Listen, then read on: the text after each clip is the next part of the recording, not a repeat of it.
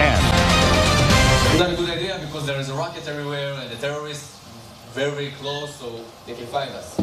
We'll be dead. His options to make it out alive were limited. Now he's sharing his story. Good evening. I'm Brendan Morano. And I'm Karina Rubio. It's been nearly 2 months since the attack on Israel by Hamas. People have been displaced, hurt, and killed. Now one survivor is traveling across the U.S. telling the story of how life changed in a matter of minutes.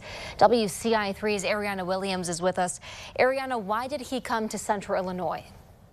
He says what's happening now to the Jewish people is akin to what happened during the Holocaust, and he wants to make sure people understand and continue to remember the gravity of what his people are still going through. The thing that I like to do the most is to go to music festivals. The weekend of October 7th was meant to be a celebratory break for Ram Elhai. It was a holiday, it was Shabbat, it was day party. He was one of thousands attending the Nova Music Festival in Israel. But on Saturday morning, this fun event turned into pure fear. I'm in the middle of the dance floor, just looking in the sky, and suddenly I see tons of rockets exploding in the sky.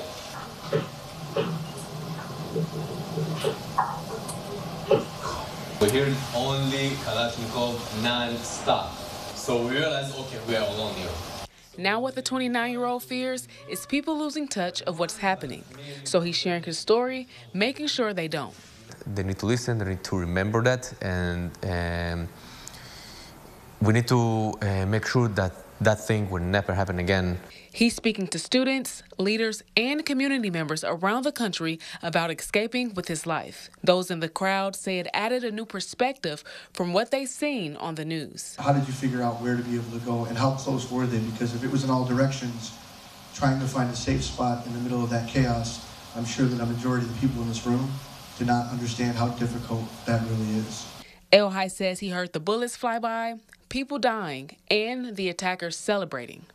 And I'm sure they was very, very near to us, and when we're hiding, so we've been in the red, put to the ground, so we try not to see. I think it's our job to spread what we've heard from the first-hand source to other people so that other people know what occurred. Now, Elhai wants to connect communities all around the world. Try to unite everybody around the world to support Israel, to support the army, and just to support the free people that want to live their life. That's it. He says he'll continue to live his life for those who lost theirs. He will be visiting campuses in Illinois, Georgia, and North Carolina. Ariana, thank you so much.